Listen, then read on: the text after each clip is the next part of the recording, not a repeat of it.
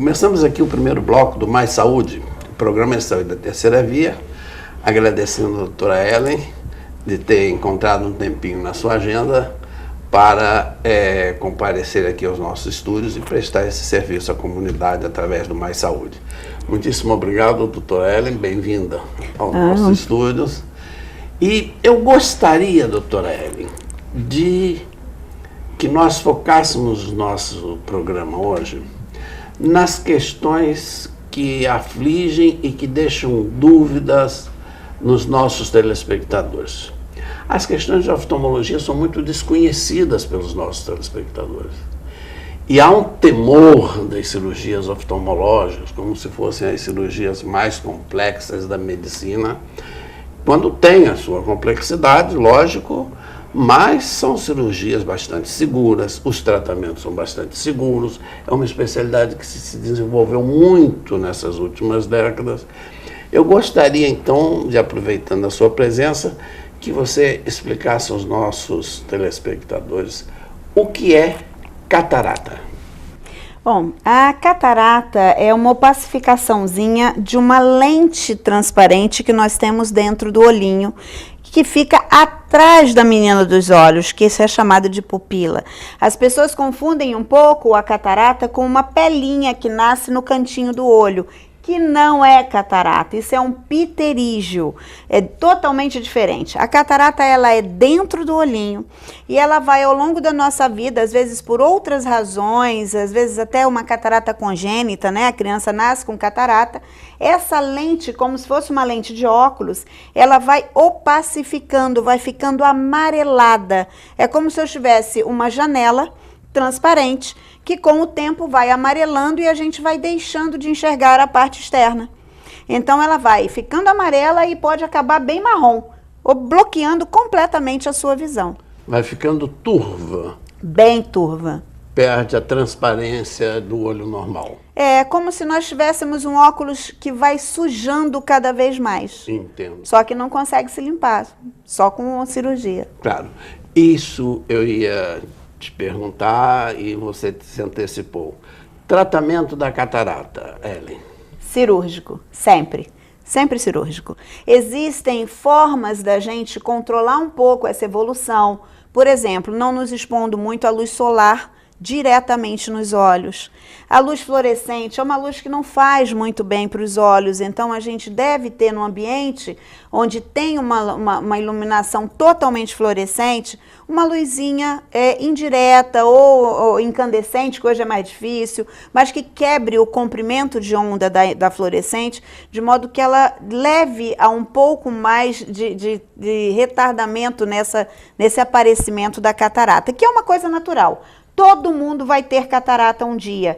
E esse amarelamento, ele é muito lento. Então, você vai tendo uma opacificação na visão, mas você não se dá conta. Quando você se dá conta, você começa a perceber as coisas meio sujas.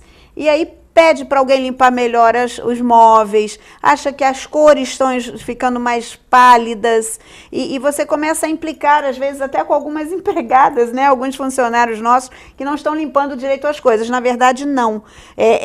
O branco não é mais branco, ele é amarelado. E da mesma forma, as cores vão perdendo a seu brilho, né? Então, você, ao exame oftalmológico, percebe-se uma cataratinha. Dependendo da profissão do paciente ou do tipo de ocupação, tem que se operar precocemente. Dificulta a leitura, Ellen?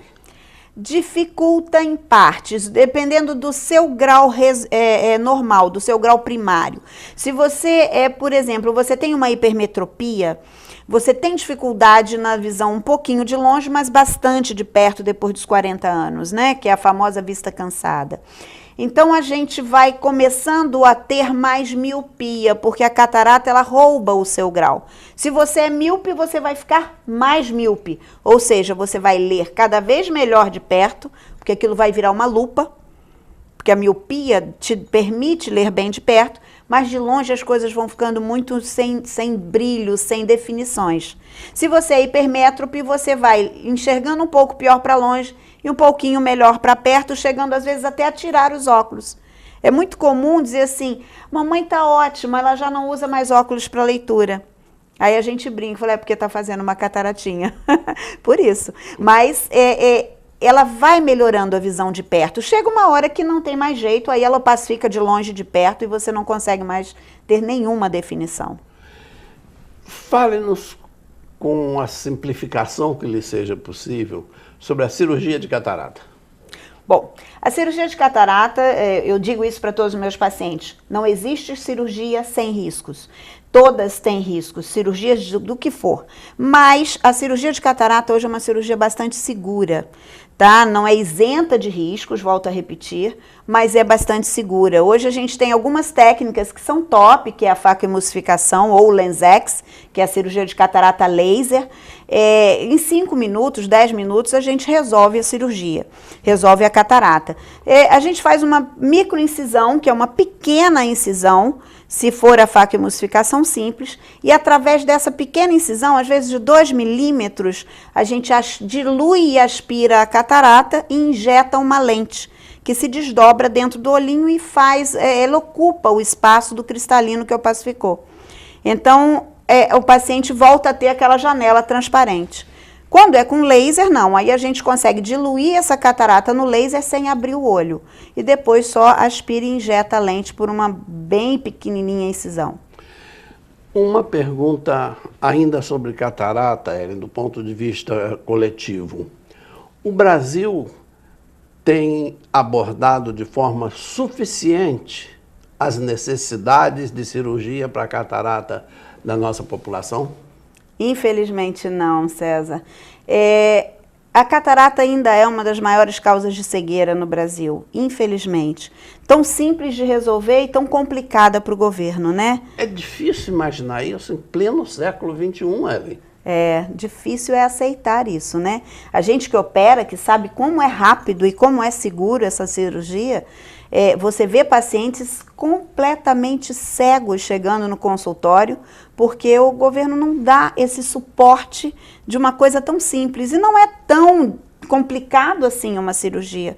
Então, é uma coisa que, infelizmente, limita muito as pessoas, porque traz uma cegueira reversível, mas não tem o suporte necessário. É uma pena. Terminamos aqui o nosso primeiro bloco indignados com a observação feita pela doutora Ellen de que o Brasil não tem dado conta de um problema tão grave e que causa tantos sofrimentos à nossa população. Voltamos em seguida com o segundo bloco do Mais Saúde, o programa Mais Saúde da Terceira Via.